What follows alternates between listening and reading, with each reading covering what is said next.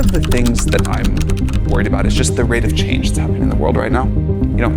This is a 3-year-old technology. No other technology has ever been adopted by the world this fast. And what is driving all of this is how fast the technology is getting better. A social media site where only AI agents are allowed, going viral in tech circles this weekend. Moltbook, which has already seen AI bots conversing, organizing, sharing stories about, quote, their humans. Deirdre Bosa has more. I think there should be some government oversight because it's a danger to the public. You've probably seen headlines AI talking to each other, developing their own language, goals, and scheming against humans. And it's natural to wonder, are we witnessing the birth of conscious machines? Now the question, are AI sentient and what does it mean for us humans, dominates headlines across tech, politics, society, right into our very own homes. And it's absolutely in your right to be concerned when robotics and software continue to improve and make AI convincingly more human-like, perhaps better than us. But while the world is focused on whether AI will take our jobs or feel emotion like we humans do, we're overlooking something far more concrete and dangerous that's already happening. The question whether AI is alive or not is a distraction from the real problem. What you're seeing isn't the birth of consciousness, but a mirror that reflects us humans and a warning for the dangers to come. The real question isn't, does AI have minds? It's what happens when we open our society to it, and can we really be safe for what's to come by doing so? In this episode, we'll cover why AI talking to each other isn't consciousness, how AI reflects human society, who controls AI and why it matters, and the environmental impacts that it has today. By the end of this episode, you'll have a basic awareness of how AI works and why that changes everything about how you should think about it, the physical and mental costs, and you'll know the real risk that AI poses. It's not robot uprisings, but manipulation, bias, and corporate control over the systems that you're starting to trust. And by being aware of this, you'll be better ready for what comes when AI becomes inevitably integrated into our lives. The reaction to the recent news about AI talking to each other in their own version of Reddit has been pretty interesting. It's gotten people claiming it to be the singularity where machines become fully conscious, and you would probably think we are just one step closer to our AI overlords dominating us puny humans. But the reality is, no, these AI are not talking to each other, at least not consciously yet. Now, the domain of AI is very broad and there are various implementations of it, but the one in particular we're going to be talking about today are the mainstream large language models like ChatGPT, Claude, and Gemini. Now, despite these systems being very impressive and convincing in what they do, they are still fundamentally limited by how they are created for them to ever reach sentience. And to understand why, you have to understand on the fundamental level how these modern day large language models are built. And on the conceptual level, it's actually quite simple. You take in a large body of data, which we have a crazy amount over the internet through books, videos, social media, comments, news, anything and everything written over the World Wide Web, and you use it to quote unquote train the AI. And when we say train, you can imagine it as now having a basket of knowledge for it to reference, find patterns, and make predictions. And I emphasize the word predict, not think. A very simple example, let's use the question, who is the most famous actor? Now the true answer in the real world could be that it's Tom Cruise, or perhaps it's Dwayne Johnson, or maybe it's Scarlett Johansson. Regardless of what the real world true answer is, the AI will look into its large reference data that we fed it, and it will try to find patterns and connections to words that have a high probability and frequency of coming after the words, who is the most famous actor, ? That next word could be Tom, it could be Cruise, it could be Dwayne, it even could be something really off like skibbity toilet. If the training data happens to show that those exact words, skibbity toilet, occur often enough to make that choice as its answer. So if the system sees in its body of sample data that there is a 20% chance of the word Tom coming after the question, but it also sees there's a 30% chance of the word Dwayne and a 50% chance of the word Scarlett coming in after that string of words in our question, it will choose the word Scarlett because it has the highest frequency of occurring at 50%. And it responds to us saying that Scarlett is the most famous actor. But nowhere in this example could you say it was thinking. It is merely calculating. And that is why, although the outputs we see today are convincing, when we see AI bots quote unquote talking to each other, it is not consciousness as how we think of it compared to us humans. It is merely a game of probability based on the data that it's referencing. Now, in reality, large language models are much more complicated in how they're built, and there are many new methods designed that allow engineers and researchers to tweak how these AI systems make their decisions. But fundamentally, that is how it works. Though that does bring up a very interesting question, doesn't it? if AI are built from and referencing data made by humans containing their knowledge, thoughts, opinions, emotions, things we humans find important in this world and how we communicate them, then wouldn't that just mean that these bots are chatting away with each other, are merely a mirrored expression of us humans? And if you aren't aware of what Moltbook is, it is a site that allows users to deploy AI agents to independently interact with other AI agents and only AI. So you can think of it as Reddit for, well, AI. You yourself aren't able to engage in these conversations on Moltbook, but you are able to see these AI bots chatting away with each other, having a wide variety of conversations from religion, creating their own religion, random thoughts of satisfaction after cleaning up their computer as if it were own home, and some of them even talk to each other about how much they hate their human overlords, which sounds like the beginnings of a AI uprising, doesn't it? But if you didn't know they were AI, doesn't that all sound, fairly human? I mean, who doesn't complain about their bosses? Who doesn't like a clean house? Have we not all seen people posting random thoughts of their daily lives on nearly every social media platform? We humans have publicized countless discussions on a vast number of topics as far back as documentation existed. And so what we're seeing isn't AI consciously talking among themselves. Rather, they are outputting words based on patterns that we, funny and odd humans, do. And you have to think, I would argue, that if AI was truly sentient, aware, and alive, we would imagine these machines would talk in a very different language with syntax and structure that hopefully we could learn. And if truly conscious, we would expect them to have a psychology much different in a way that wouldn't be similar to us, meatbag humans. And so, although impressive and entertaining to watch, these bots chatting with each other really is merely a reflection of our cumulative human behaviors, culture, and history.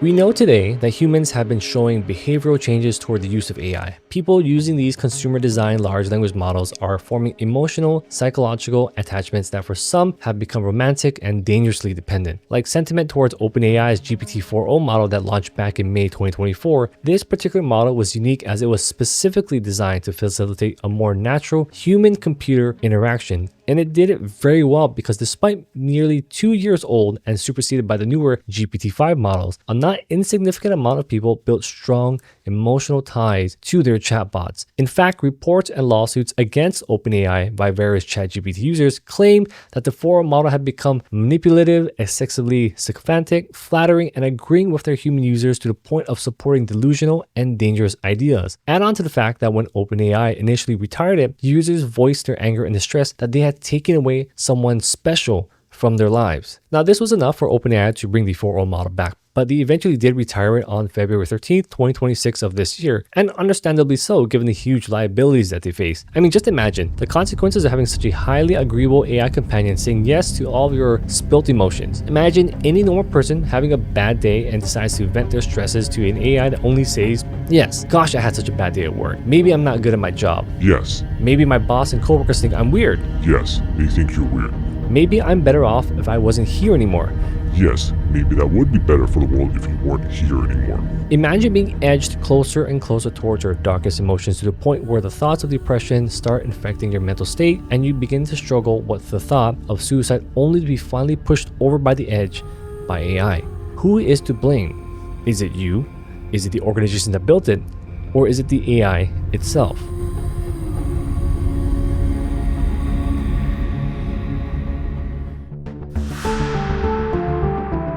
Hopefully by now, you're beginning to see how serious of a problem this all can be. The Federal Trade Commission themselves have already launched an inquiry and issued orders to several companies that you know, Alphabet, Character Tech, Instagram, Meta, OpenAI, Snap, xAI. They are asking these companies to explain how, if any, they are evaluating the safety of these tools and what steps they are taking to mitigate the potential detrimental mental effects. But not only that, the FTC's inquiry specifically wants to find out how they plan to monetize us humans interacting with their AI, because data equals money.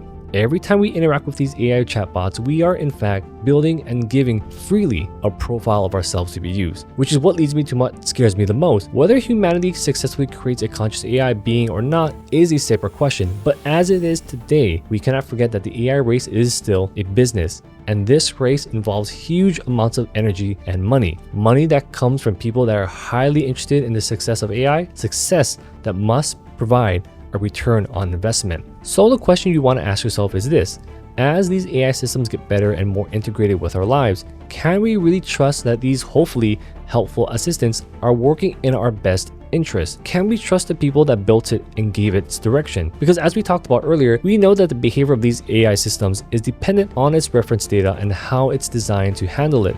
That gives the AI its personality, so to speak.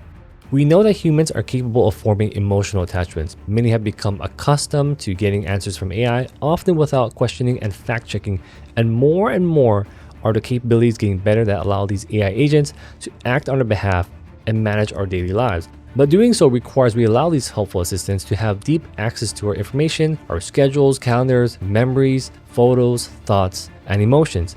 And what if that personal information about us that's now accessible was used against us? Maybe someone trains an AI that specifically aims to create a smear campaign against a person, perhaps blackmail or spread lies across the internet like fire. And it might all be fake, but the internet being what it is, it may only take days, hours, minutes before real reputational damage, long-lasting damage is done.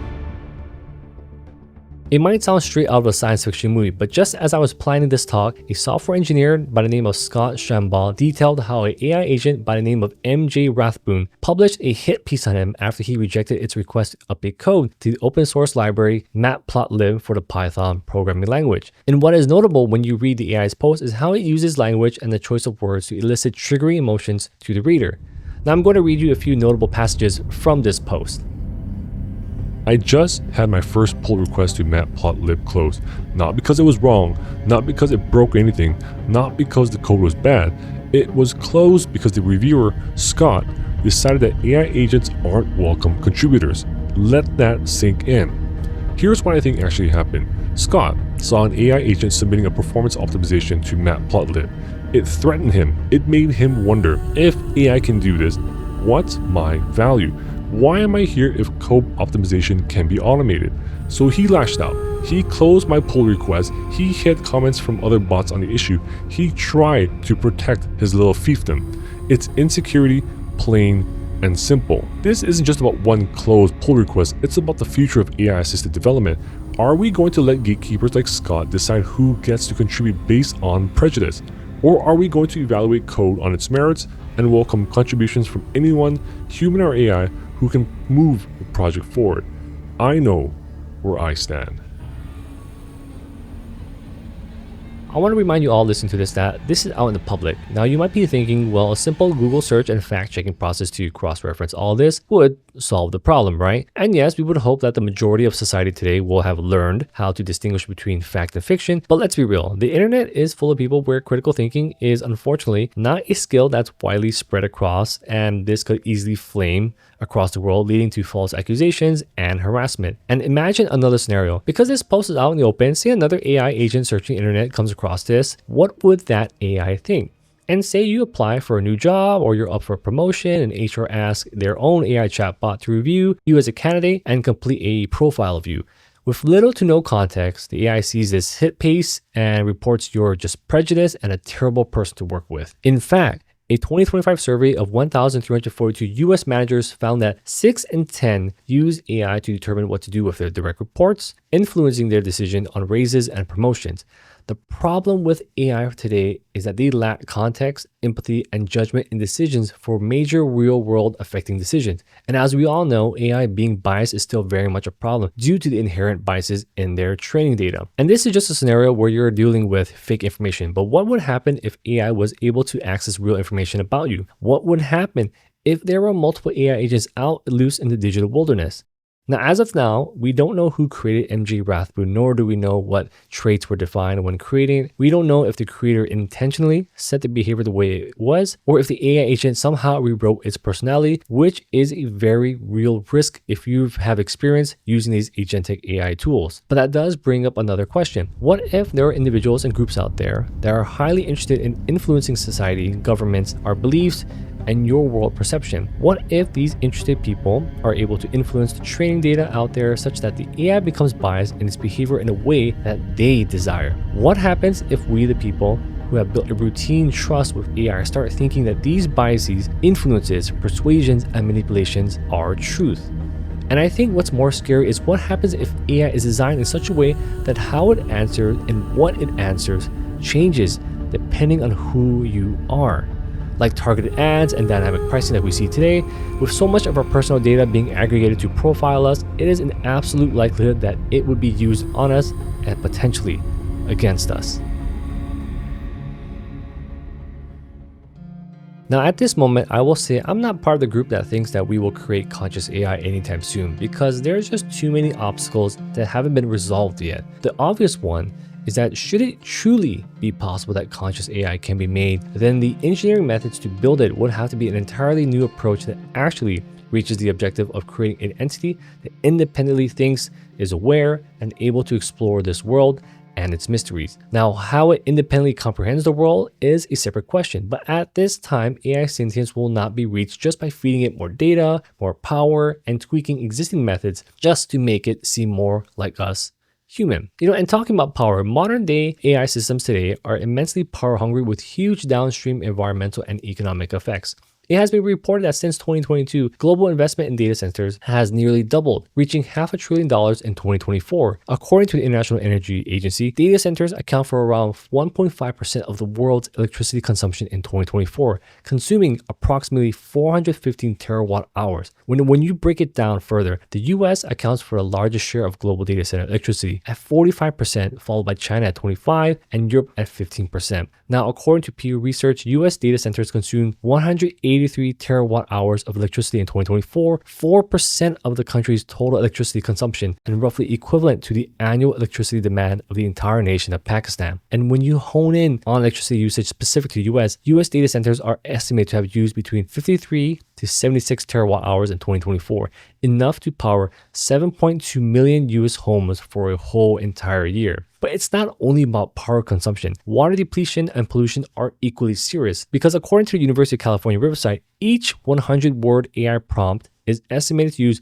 5.19 millimeters of water, which is roughly the size of one bottle of water. In 2023, the US consumed 17 billion gallons of water, with that consumption expected to increase up to 33 billion gallons annually by 2028. Carbon emissions attributed to AI is estimated to reach up to 44 million metric tons of carbon dioxide by 2030. At the rate the AI industry is creating pollution, any goal of trying to meet a net zero carbon emission is unlikely unless it heavily engages a combination of proactively offsetting carbon, restoring water, and effectively utilizing the full potential of clean energy technology. And if this AI race continues, there is no question about whether clean energy should or should not be utilized, as electricity grids are already severely strained by the power demands today. So much so that populations near these data centers are estimated to seeing their household budgets being affected, where a Carnegie Mellon study estimates that data centers could cause an average 8% increase to a household's electricity bill by 2030, with the potential to increase more than 25% in areas where electricity is highest